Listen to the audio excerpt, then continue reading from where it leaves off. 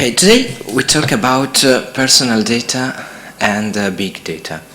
This presentation is the result of a research that I conduct partially here in Barcelona and in Turin, and focuses mainly on the idea that in the present context we collect a lot of personal information from different sources, sensor, online activities and so on. And all this information are used by policymakers in the public and private sector in order to take decisions about individuals.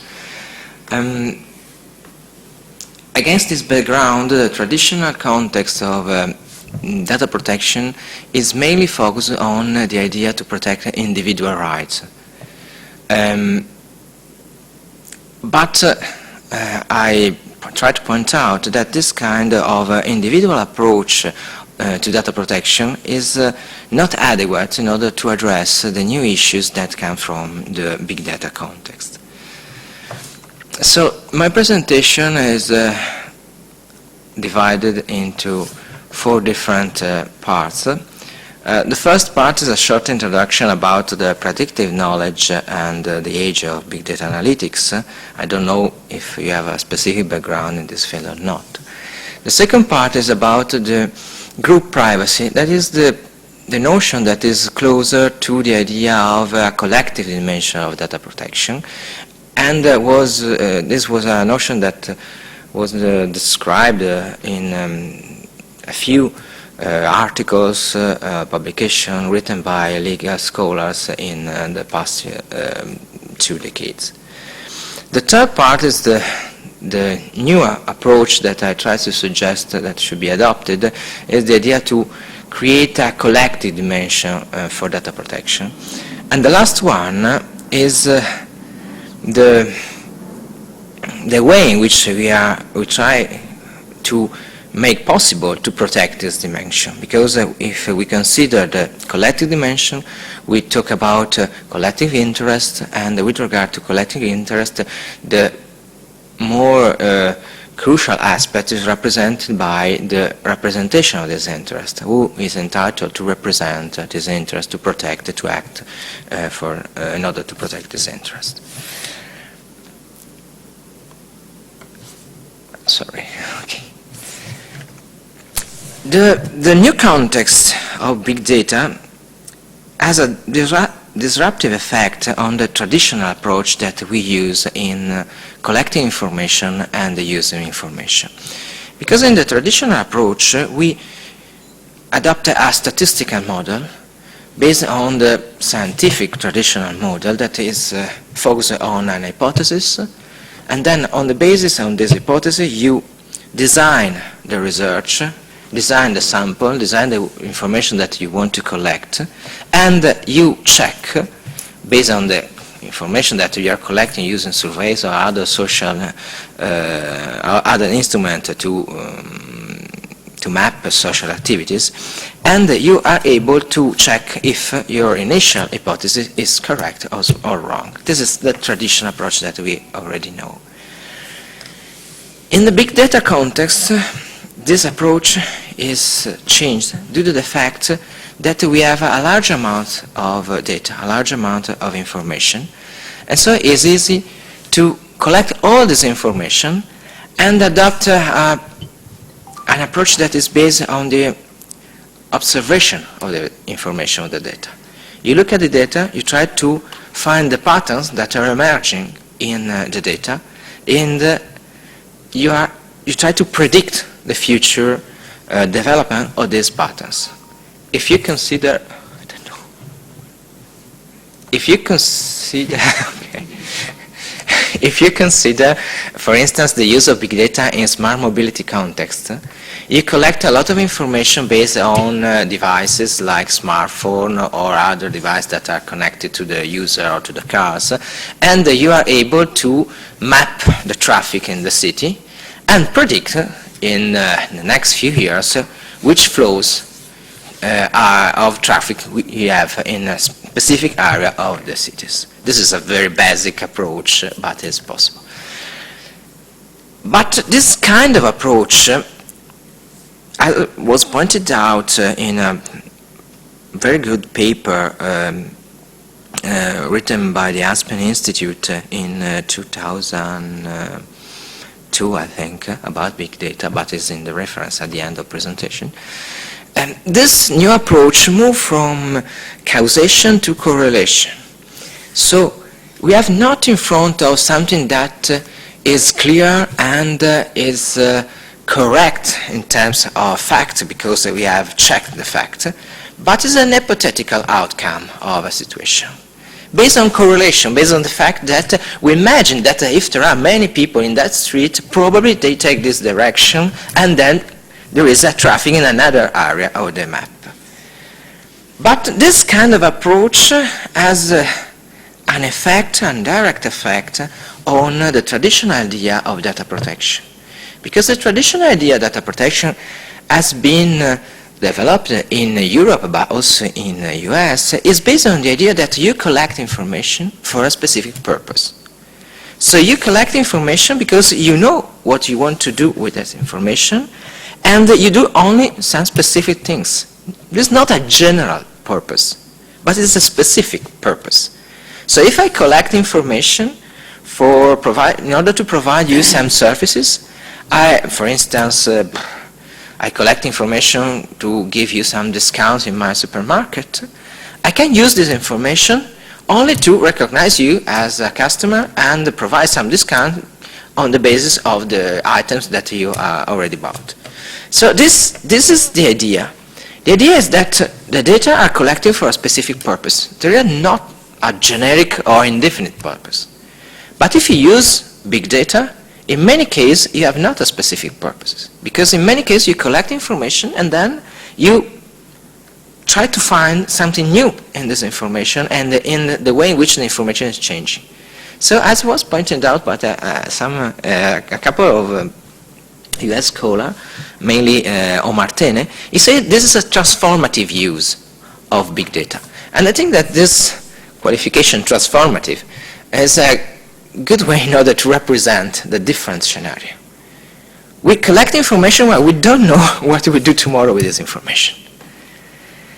And the impact on the traditional idea of data protection is an impact, because the traditional approach is based on the idea that there is a specific purpose, and the people are able to decide to provide or not the information, to decide in a way that in which they are aware of the purposes, and so they decide if they want or don't want to give you the information. But in the future years, and still nowadays for some application, we have not this kind of context. You give me information, and I don't say what I'm doing with this information, because I don't know what I do with this information. So this is the first aspect. The second aspect is represented by the fact that this large quantity of information that we are able to collect is no longer used only to profile individuals, but is used to profile groups, to profile large group of individuals, in some cases entire nations. So the traditional idea of data protection is mainly based on the idea that the information concerns a specific person. But in the big data context, we are more interested, the companies and also governments that collect information are more interested in mapping social behaviors of a group, not individual behaviors of a specific person. And again, this is another problem that we should address in terms of data protection, because the traditional data protection regulation are based on individual rights, are based on the fact that the data subject, the people that are interested by data processing, are the only one that can act in order to protect the individual interest. So this is the new scenario, and this scenario is possible because we have large quantity of information collected by different sensor or other sources, and we have cloud computing and other IT structure that are able to provide computational power in order to analyze this information. And this is quite cheap. A lot of companies, also medium and small companies, are able to use this kind of tools. And the outcome is a new representation of our society in which people are clusterized in groups due to the fact that they have some specific quality. And for instance, there are some categories: low-income people, working-class mom, metro parents. These categories were listed in a report published in the US about the big data and the use of big data in order to profile society. And so if you are a metro parent, your qualification is you are classified due to the fact that you have some specific habits in terms of transportation and some specific habits from the social about the social aspect concerning families and your behavior. So in order to clarify these points, I consider three different cases. The first case is represented by some insurances in the sector of health insurance. Some companies decide to collect a lot of information in order to predict the risk associated to some specific segments of user, not single user but segments of user. And if you look at the different variables that are different aspects that are considered in order to define this social profile, there are information about prime time television usage, propensity to buy general merchandising, other that are already used in the past, ethnicity, geographic origin, and so on, being a mail-order buyer. So there are some aspects that are not connected to health information. But due to the fact that if you look to this large amount of information and you find some correlation between the fact that you are a mail-order buyer and the fact that you are affected by some specific disease, you also consider this information. The model is complicated because algorithms use a large quantity of information, a large quantity of different variables. But it's important to point out that information that are collected for a completely different purpose, for instance, information about the way in which you buy goods online, offline, the fact that you see something on TV or something another, this information are used outside of their original context and are used for a different purpose on the basis of potential correlation that there exists between this small piece of information and another kind of behavior or attitude. So this is very different from the traditional approach and is not compliant with the idea to collect an information for a specific purpose and use for other purposes that are in line with the original one. Moreover, there is a risk of bias in this model because the fact that you see some specific TV program is not so strictly related with some outcome in terms of health. The second aspect, the second case, it concerns the credit company. Credit company use different kind of credit scoring, and they use a specific credit scoring that is the neighborhood's general credit score. The neighborhood credit score is based not on your personal credit history, but is based on the credit score of a specific area. So if you live in a specific area, they consider the credit score of the area and evaluate your position on the basis of the credit score of the area. This is another aspect of the use of algorithm approach in mapping society. Because you are considered part of a group, although you may have some aspects that are different from the rest of the group. But due to the fact that you live, for instance, in a poor area, with low-income people, even if you are rich, you decide to stay there for a short period or for your personal specific interest in this area, you are considered part, by default, of the negative general credit score. Although companies use also other information in order to profile and to collect information about you and to give credit, this is another aspect that should consider. The fact that if we could adopt a collective approach, a group profiling approach, we classify people on the basis of some specific category that are common to the group, but not necessarily every member of the group has the same qualities. Not necessarily that this general profile fit with every member of the group. The last case is predictive policing tools.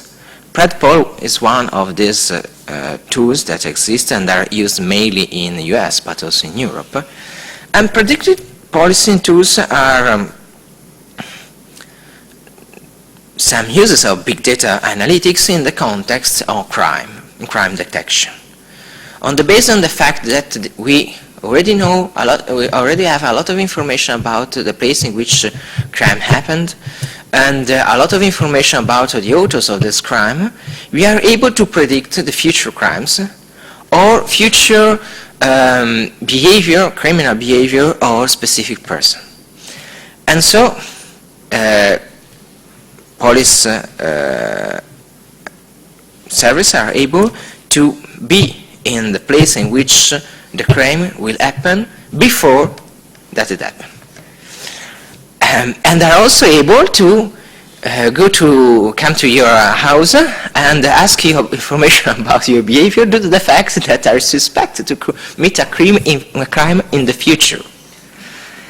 There are a lot of criticism in terms of constitutional rights in this context, but the main aspect that I want to point out, and that predicted crime say that you probably tomorrow commit a crime, or you are potentially an author of a crime, on the basis of the fact that you have some connection in your network. You have some people in the network that usually commit crime, and so you are associated with this kind of risk. It's interesting because in predicting policy solution, you map the zone, the different area of the cities, or the different clusters of people that live in the cities. And if there is an area in which there is a higher level of crime, you have more information about that area, and you are able to predict more events or outcomes concerning this specific area. If there is another area in which you have low information, low crime, you have low predictive insight about that area. What is the effect? The effect that the police department invests more resources in the first area. And if they invest more resources, they collect more information about crime in that area. And the analytics provide you a lot of information in terms of predictive events about the same area. This is the self-fulfilling circle of bias. The risk that I want to point out, considering these different cases, and this is the title of the presentation, is that the use of big data without a correct approach in terms of knowledge of the rationale of these tools may have a negative impact on the decision adopted by policymakers, by the government in a specific area or city, by companies. Because if you consider the result of big data analytics without any critical approach, without any interest to know all the data have been collected, without any check about the potential bias or the way in which the data have been collected and represented, the risk is to have a wrong representation and to take wrong decision. And for this reason, I quoted to two authors. The first one is a French social scientist, Rouvois, and she said that the big data create un nouveau régime de vérité. Oh, sorry. Un nouveau régime de vérité. This is new regime of truth represented by big data is what I tried to depict before. I'm afraid by the fact that many decision makers in the past considered the statistical result in a critical way, and there are a lot of lobbying that are working on this fact and use biased representation in statistics in order to say that you have to invest in a certain way or to act in a certain way or another way in managing your country or your city. And now in big data, I think that the risk is higher. Because as said by Frank Pasquale, these are black box. We don't know what is inside. We don't know how these data are analyzed. And in some cases, also the people that create the black box are not the complete control of this kind of analytics and algorithms. And so the risk is that all the idea that mathematical result, statistical result, numbers, digits are true may have a negative impact in terms of decision outcome if the big data are used in a critical approach by a decision maker. And in this sense, we had to remember the second quotation from Kosbisky. Kosbisky was studied geography and write a book on representation of data, and they say that map is not a territory, because if you consider a map, the map is the result of the way in which you have decided to represent the data information. Yesterday, in order to prepare the presentation, I checked some images that I have not used about Barcelona. There are a lot of different maps of the same area of Barcelona. Map about the traffic, map about the bike sharing, map about the monument and tourist map, historical map. They are all maps of the same area, but they are different and provide different information. So this is the problem that we have with big data. With big data, we are able to provide a fantastic representation of our society, but we have to remember that this kind of representation are the result of a specific decision adopted by the author of the algorithms, adopted of the author of the algorithm and the people that select the databases that are mined using this algorithm. So for this reason, I think that we had to consider the collective dimension, because this decision impacts not only on the specific individual, but on the collectivities, on society. And in order to address this issue, unfortunately, we have a very few works among legal scholars about the collective dimension of privacy. This part is more legal. I say that for the people that have not a legal background. It's important to point out that in the legal context, we don't care too much about this group dimension, collective dimension of the use of information and privacy. Before that, I want to point out only the distinction that exists between privacy and data protection. Privacy regards something that is not public. Data protection regards the use of personal information. But there is an overlapping between these two notions, because some information are private information, are not public, but are collected in some specific database. In other cases, databases are public, are public available, and so there is not a problem of privacy, but there is a problem of the way in which you use this information. And so privacy scholars consider the collective dimension in only few works. There are 3 scholars that study this aspect: Bluestein, Westin, and Bygrave. Bluestein was the first author that focused on group privacy in a book written, I think, in the 70s. And he considered the group privacy as an extension on individual privacy. So he said we have a different kind of groups, we have a different kind of relationship among people. The family context, the relationship between the lawyer and his clients, the relationship between the priest and the people that are part of a specific church. There are different kind of relationship. And in many of these relationships, there are aspects that concern privacy, because people show some information that are private to another part. And he said that privacy should protect this sharing information inside a group. So, from the perspective adopted by Bluestein, group privacy is a sort of extension of individual privacy in the context of the group.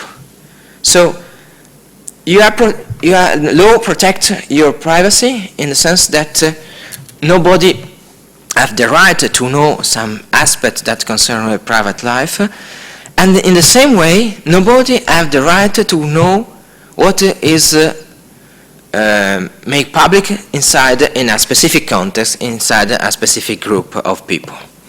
This is the idea of group privacy. The privacy about the facts and the acts that are made, that happens inside a group.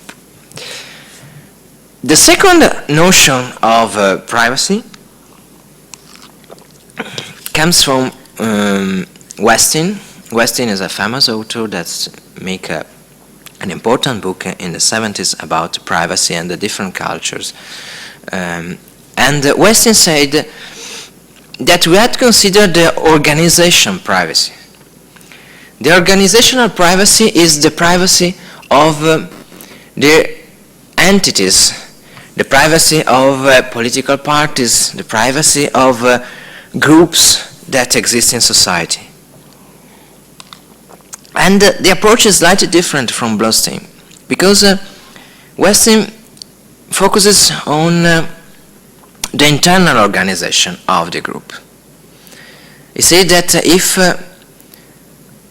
we want to protect democracy, if we want to protect the self-determination of organizations and entities that are part of our society, we have to protect the information that concern these entities, that are shared inside the bodies of these entities. We have to protect the letter that they send to another entities, the relationship that exists and are not public between groups and so on. So this is a more,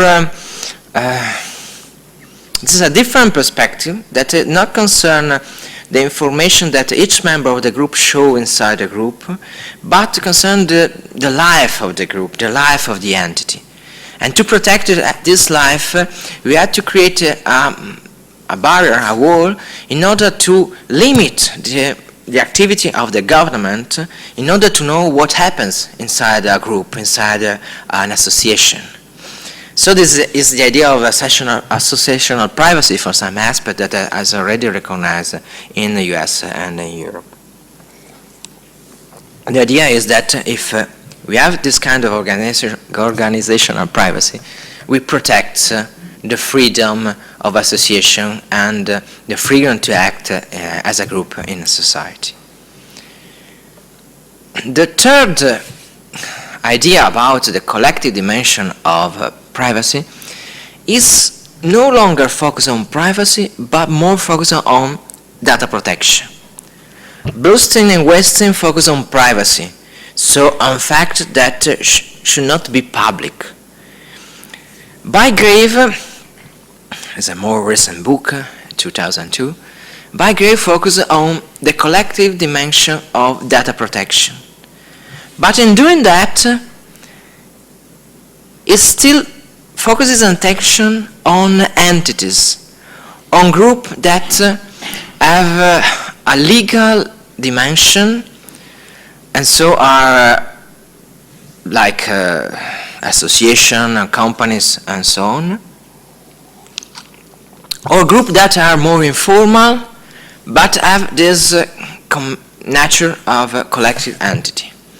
And they consider the information that regards this group, the data that describe this group. So, for instance, with regard companies, the turnover, the people that are part, the name of the people that are part of the board, the address, and so on. So, the financial or other kind of information that we have about groups and entities. And it consider data protection try to address the issues concerning the information about entities, organization, and so on. The work is interesting because in Europe, although the European Data Protection Directive consider the data protection of collective entities, only few national laws has adopted a specific protection in this field. Italy adopted in the first version of the Italian Data Protection Regulation a specific provision that considered the information concerning companies or other kinds of entities as protected by the Data Protection Regulation. But unfortunately, more recently, we have changed this provision under the pressure of the lobbies of the companies. They don't want to be compliant with the regulation on data protection. And now, like the large majority of the European nation, we protect only information that are about a natural person, not legal person.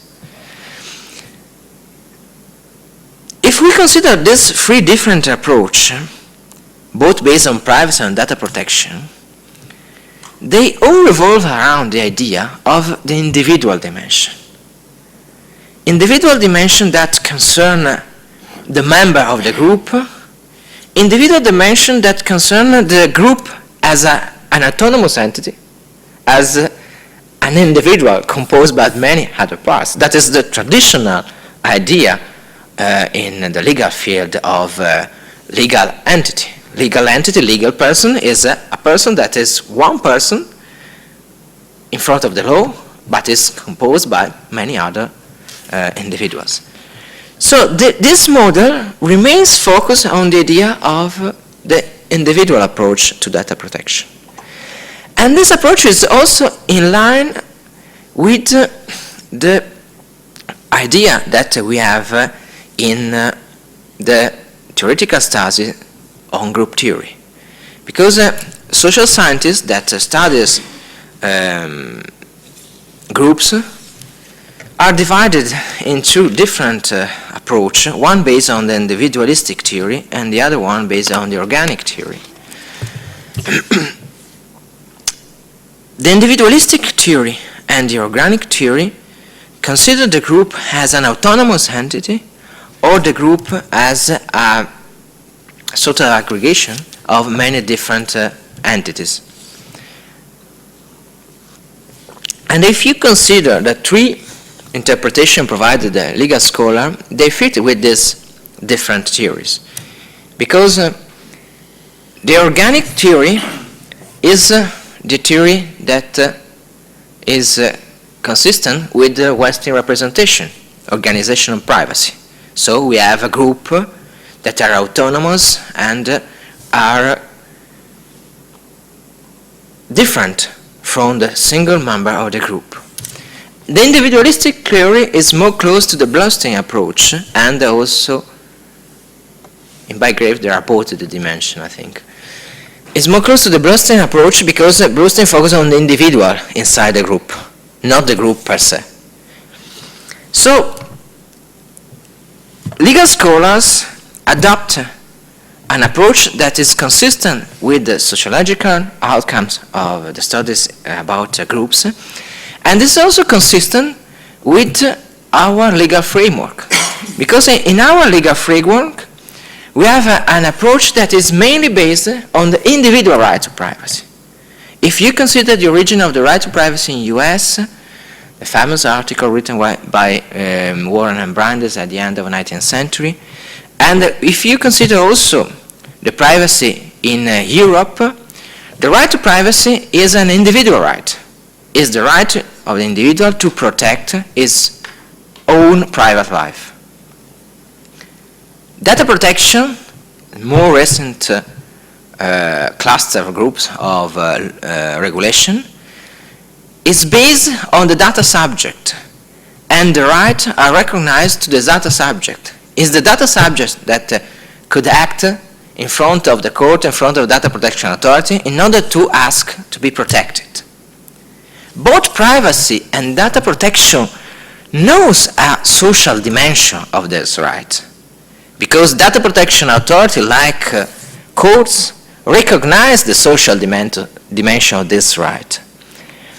But if you consider the remedies that are provided by the law, the remedies are mainly based on the individual dimension.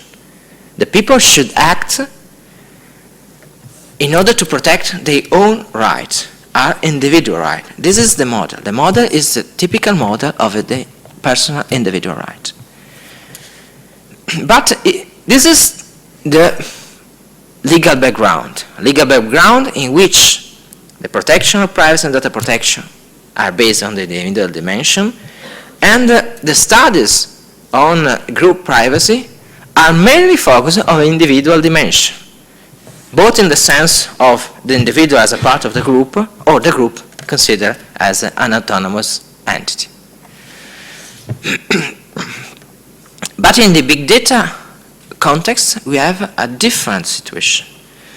A situation that is no longer based on the individual dimension, because as we said, we map society, but at the same time it's not based on the idea of group privacy. Because group privacy is based on a group in which the people know to be part of the group, in which the group is recognized in society. So if you are affiliated to a specific association, you know to be part of the association, you know that there are other members in the association, you interact with them, and outside society knows that there is this kind of association.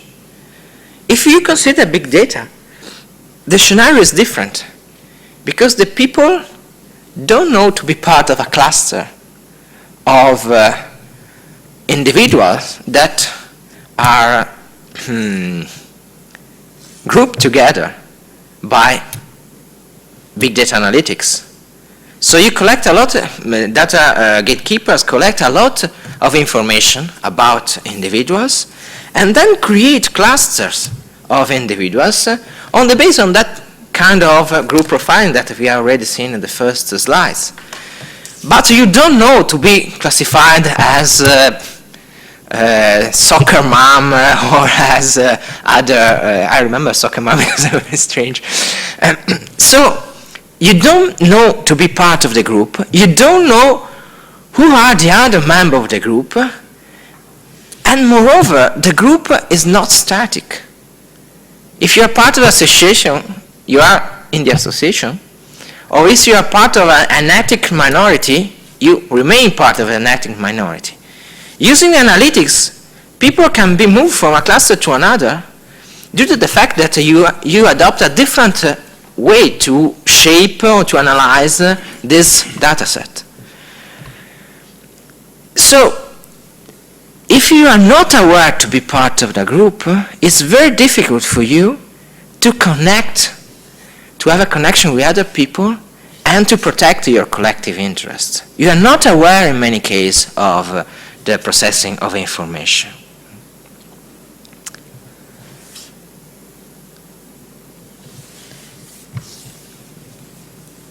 At the same time, there are interests that are connected to this collective dimension. And the main interests concern the risk of discrimination. It's interesting because in Europe, when we study the impact of big data and the future regulation data protection, we don't care too much about discrimination. In US, when they try to define the future regulation, the federal regulation, we hope, of data protection, they start focusing on the risk of discrimination. The report that was issued by the White House was on big data and the risk of discrimination. This is due to the different history of these two areas. But it's important focusing on discrimination because the main risk in terms of using group profiling or clusterizing people is the risk to adopt wrong decision. And in this sense, we have to consider discrimination in two different meanings. The first meaning of discrimination is a negative meaning. So unjust or prejudicial treatment of different categories of people. But I don't care about this kind of discrimination, because this kind of discrimination is already considered by many different laws. There are different regulations against discrimination. In my opinion, big data is more about the second meaning, the recognition and understanding of the difference between one thing to another. This is a positive approach to discrimination. Discrimination is the way in which you recognize that the two situations are different. And for many aspects, this is the base of equity, of a correct and approach to different situations. But the risk in terms of the use of big data in order to make the difference between different situations is the fact that your representation may be biased. And so we have two forms of discrimination: involuntary forms of discrimination and voluntary forms of discrimination. Both may be affected by bias. In the involuntary form of discrimination, the bias is part of the solution, part of the solution that we have adopted. I consider a case. The first case is Street Bump. Street Bump was an app that was adopted, I think, in Boston to map the traffic. You download the map in your smartphone, and then you driving with your smartphone, you transmit information, and city center was able to, traffic center was able to know the people that were in a specific area, driving in a specific street, and so on. The result was strange, because in the richer area of the city, there was a lot of traffic, and in the poor area, there was very few traffic in the same period. This was the outcome of the fact that rich people have smartphone and poor people have no smartphone. Boston people at the traffic center recognize this limit of this approach and don't take decisions about traffic on the basis of this data. But the risk is that any different other application with the same bias are adopted to take decisions, that we have not the same awareness of the risk or of the bias of the application, and that decision maker take decision about these forms of involuntary form discrimination. Discrimination that are not intentional, but are the fact of a wrong design in the application, or a wrong use of the data, a wrong collection of information. The progressive case is the same. The progressive case, progressive is an insurance that provides discount if you put a black box in your card in order to map when you use your card. and progressive make a different rate, a higher rate, for the people that use the car during the night.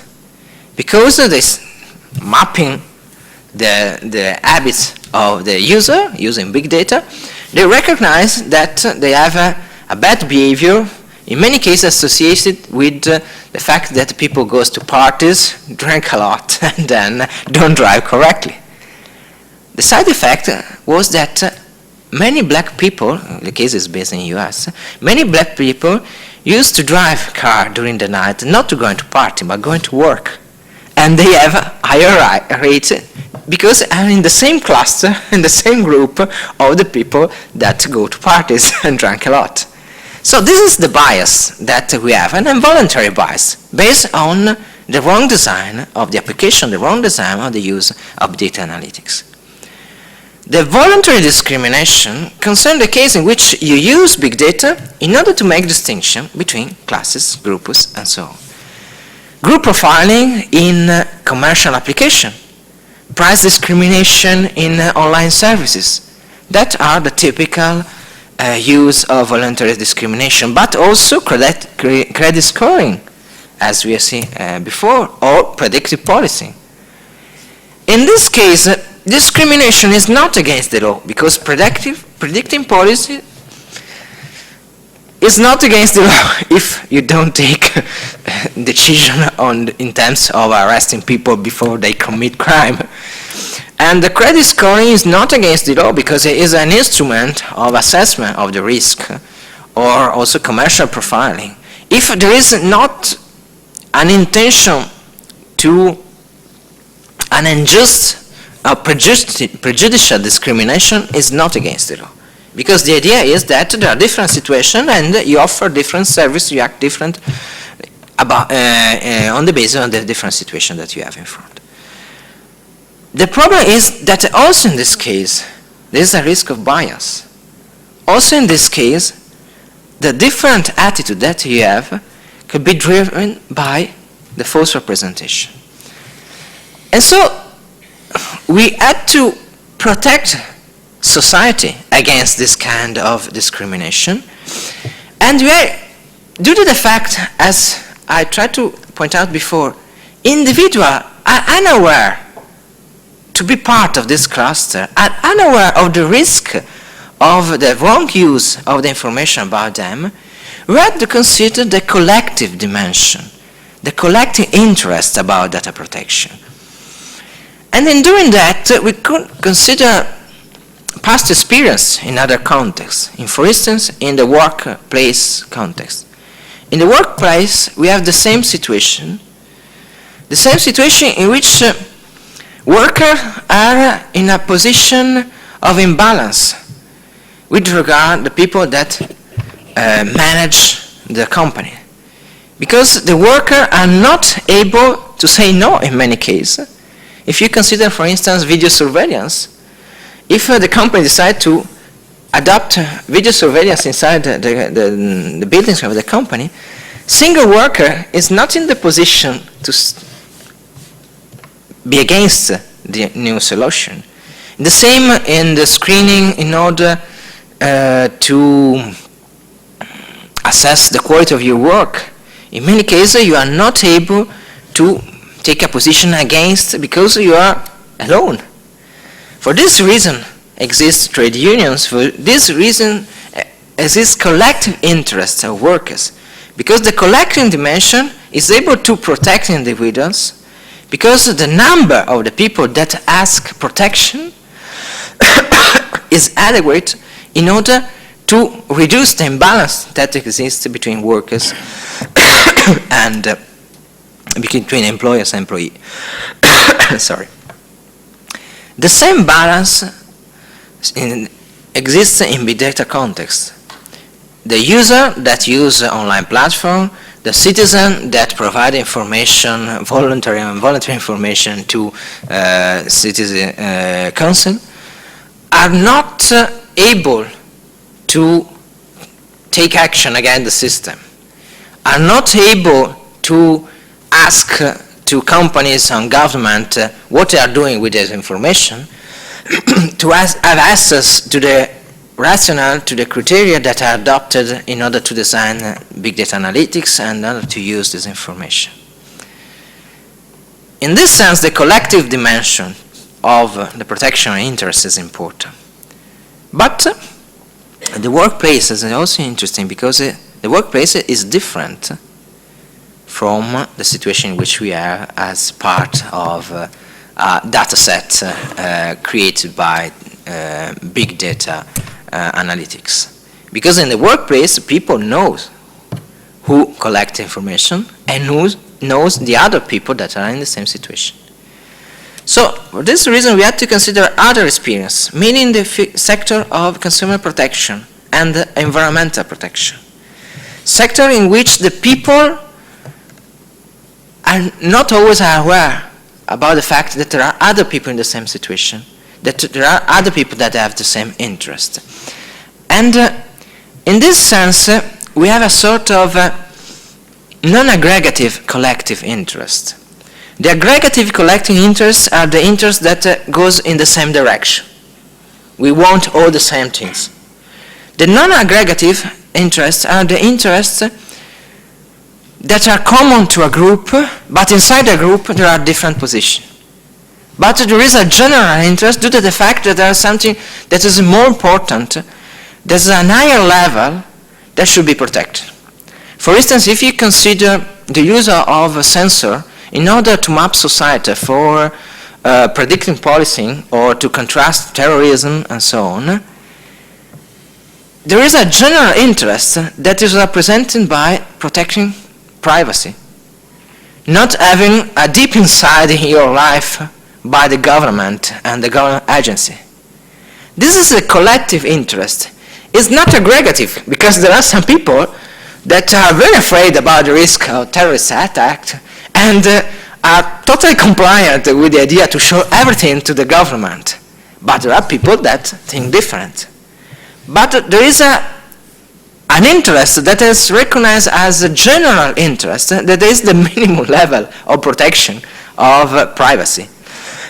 In this sense, in consumer protection, environment protection, there are different interests that are conflicting, but there are some general interests that are recognized in many cases by fundamental laws, by international principles and so on, that should be protected. With regard to the collection dimension of data protection, we have the same general interest. And the general interest in this case is represented mainly by the protection against discrimination or against invasive attitude of data collection.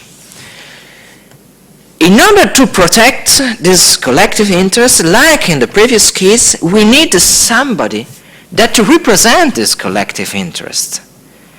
So we need entities that represent the collective interest. Entities that are able to put together the atomic interests of each member of the group that are not completely aware of the situation. And it's difficult to define or select these entities.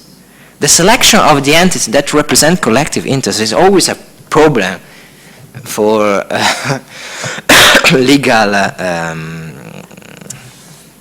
legal scholars in the different fields. In this specific context, we already have some entities that protect specific interests. In many countries, there are bodies that fight against discrimination and that have the task to control the government agencies in the way in which they use system in order to monitor society and so on. But the limits of these bodies is that they have different background, they have different competencies, they have different approach, they don't cooperate together in many cases, and there are many focus on a specific topic. If you consider the use of big data, the big data can be used in many different contexts. The way in which we collect information to from society, about society, is an extensive way, and then this information are used for different purposes, for smart mobility, for social control, to predict crime. If you consider smart mobility, I collect information, many companies collect information to provide a better services. But this information gives a lot of data about the users that use public means of transportation.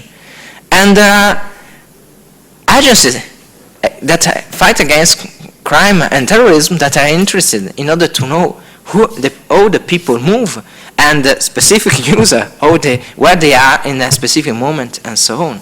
So the problem is that we already have some entities that protect this collective interest. But there are, on one hand, they are too focused on specific topic, and on the other hand, they don't have an interaction among each other. For this reason, I think that the data protection authorities could have an important role in order to represent the collective interest concerning data protection in the context of big data. Because the data protection authorities are not focused on a specific field.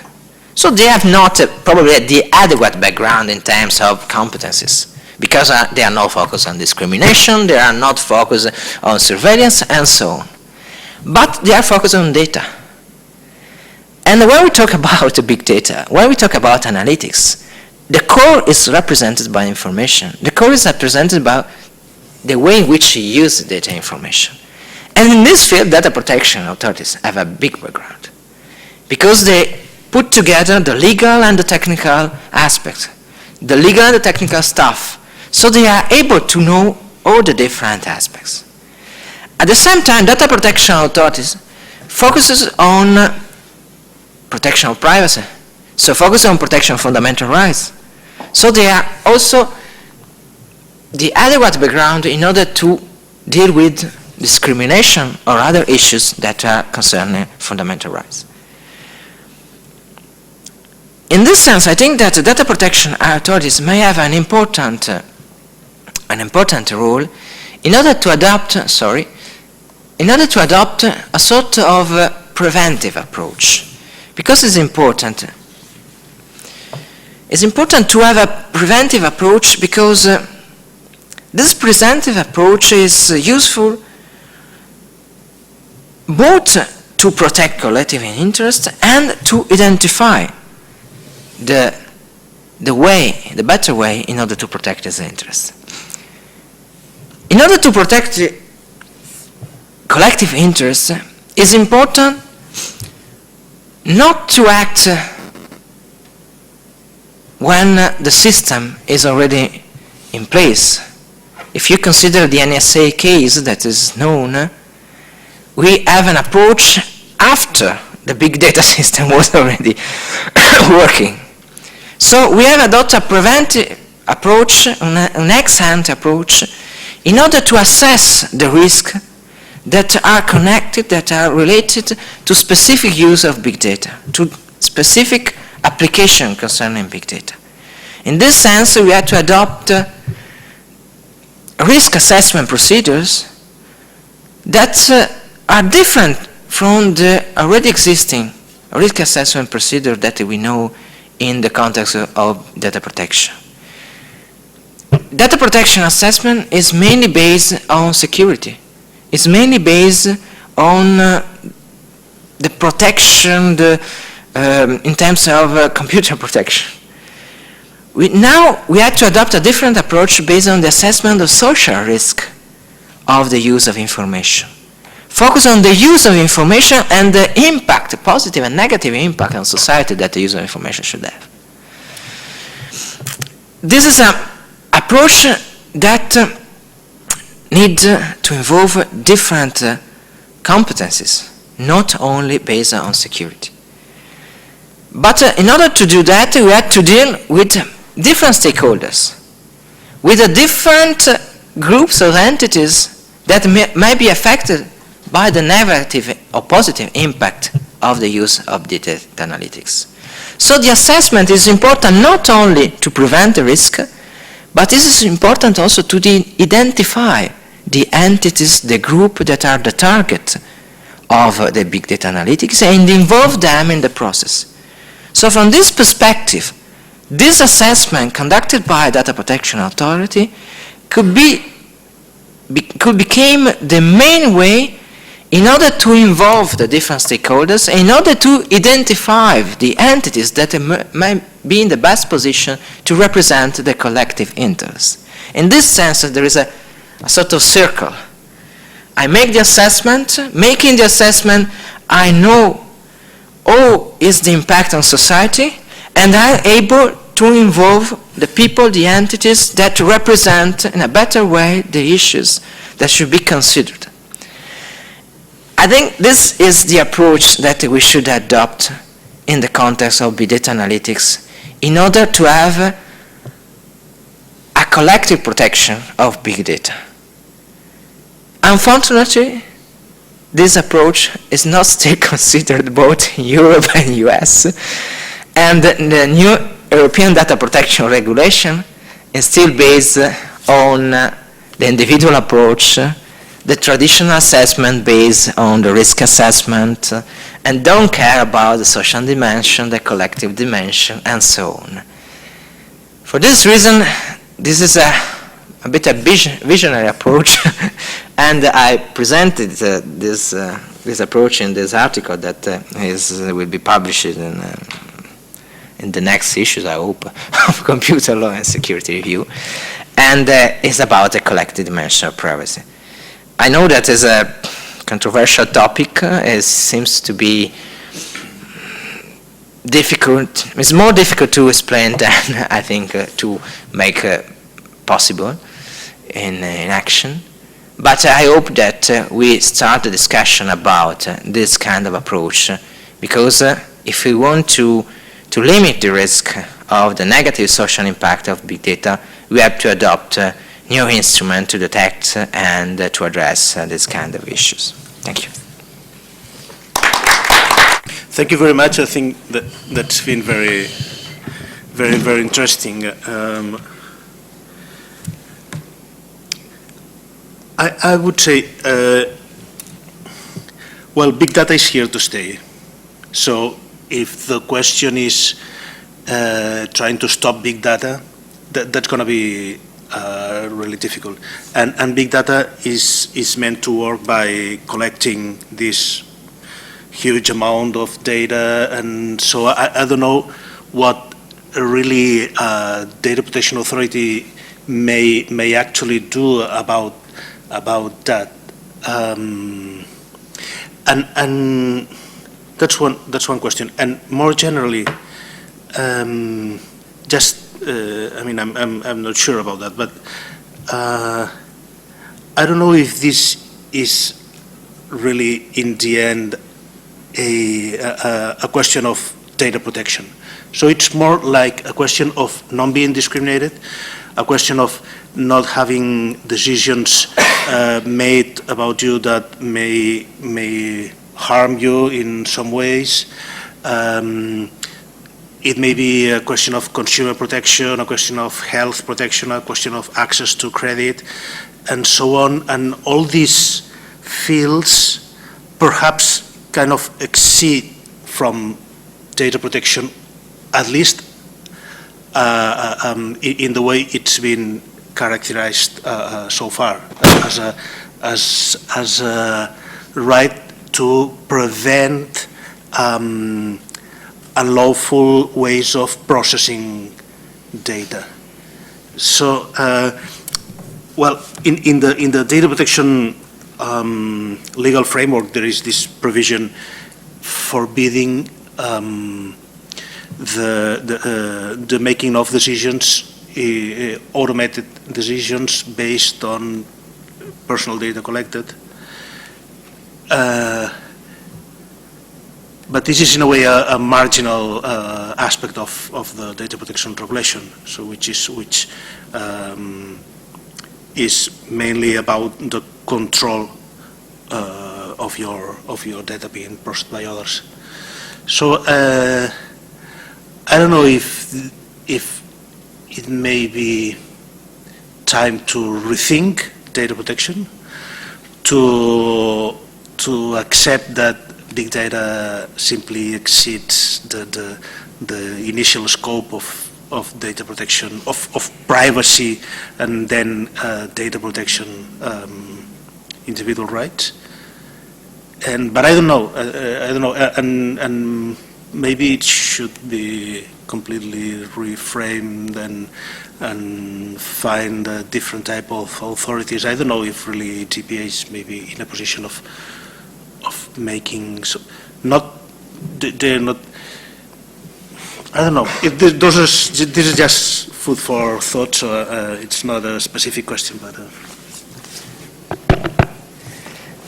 Yes. First, about data protection authorities, because this is, I presented the same work in another context, and the first objection is, but the data protection authority have no money in order to make this assessment, because the problem is that they should adopt an extensive prior assessment of big data analytics application. That's true. But at the same time, in the future regulation, we have some provision about the cooperation between different authorities, and that will be of help with regard to the case, for instance, of Iran Data Protection Authority, that is a very small authority with a lot of big companies, so cooperation may be of help. But I suggested also in the article a different approach in terms of funding data protection authorities. That is not completely new, because it was also adopted by UK, and the idea is that to adopt the same approach that we have in drug market. When you want to put in the market a new drug, a new pharmaceutical product, you had to have a specific approval and check through trials by national or European or US authority. And this authority receives funds when you make the application for the new product. So the idea can be adopted also with regard to big data analytics. You as a company had to ask the prior assessment, and you had to pay a fee in order to receive the assessment. This fee increases the amount of money that data protection have, and that could be used in order to increase the number of people that work on this kind of process. So this is from the financial aspect. In terms of background, I agree that data protection, and I also point out that data protection authority have not all the specific background that are required. But if you consider, for instance, an authority that is focused on minority protection or discrimination in working context and so on, probably they are more far more far than data protection from the context of big data. So the problem is that the authorities that already exist, that focus on discrimination, focus on specific cases on discrimination that in many cases are not about data, are about racial aspects or behavioral aspects, but don't care about data. So I think that they are in a worse position in order to take decision about discrimination based on data analytics. On the other hand, data protection authorities already deal with this kind of issues, because they with protection of fundamental interests. For instance, there are many cases that are started from data protection authorities. The data protection authority recognized that there was a social risk in some application. If you consider, for instance, the face recognition process that was adopted by Facebook in some version, was stopped by data protection authorities, not on the basis on individual action and so on, but based on the fact that could be a risk in terms of social control. So they care about the social dimension of data protection, and also the risk of discrimination and so on. So I think that in a context in which it's difficult to define the best solution, probably data protection is the better solution. About the second point, is collective data protection still data protection, or is something different? I made to myself the same question many times when I was writing the article. I clearly don't know, but I think that is the typical problem that we have as a legal scholar. So the classification. We create a lot of different class of concept and notion. And I talk about Italy. We are not so, it's not so easy to reshape our categories and to move from a category to another. But if we consider data protection, not privacy. Data protection is not about some specific rights and some specific aspect. Because privacy is about the right to protect some specific sphere, context. Material or immaterial. Material is what happens in your house. Immaterial, what you show in a restrict group. But when we talk about data protection, and when we see the history of data protection was a regulation were written focusing on the process and on data. The idea is to make a sort of technical regulation about the way in which the data should be processed. There is no protection of a specific interest. The first regulation that were adopted at the end of the 70s were about the process, the way in which the data are processed. Then we adopt the second level, the value. And so in the second part of the 70s and then in the European Declaration and so on, we recognize the fundamental right. We add the link between the data protection and fundamental rights and so on. And so we talk about the protection of private life and so on.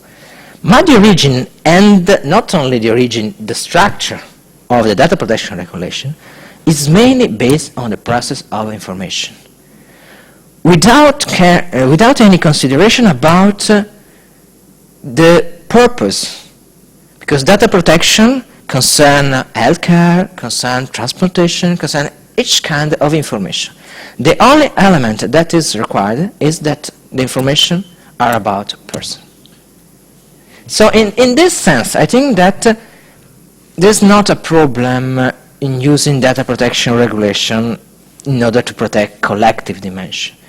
The main problem, I think, is that data protection is mainly based on the notion of personal data. So the notion of personal data is about an information that is referring to a specific person. Moving towards a collective data protection, we have this limit that probably we have to reconsider. So the idea that we have not only to protect individuals, but to protect large group and collectivities. And in order to do that, we could use some remedies, some tools of data protection, but at the same time create something different, more focused on discrimination. So I agree that the final outcome is a bit different from the present context of data protection, but at the same time data protection, as in the past, is the result of the technology and the social issues related to technology that exist in a specific period. Now the period is no longer the period of individual profiling, it's the context of group profiling. And I think that we had to consider probably new competences for data protection authority and probably also a new legal framework, I don't know. But I agree that it's different. But I think that it's different, but from a cultural perspective, the context should remain the context of data protection, because it's the more closer to the new issues. This is my opinion.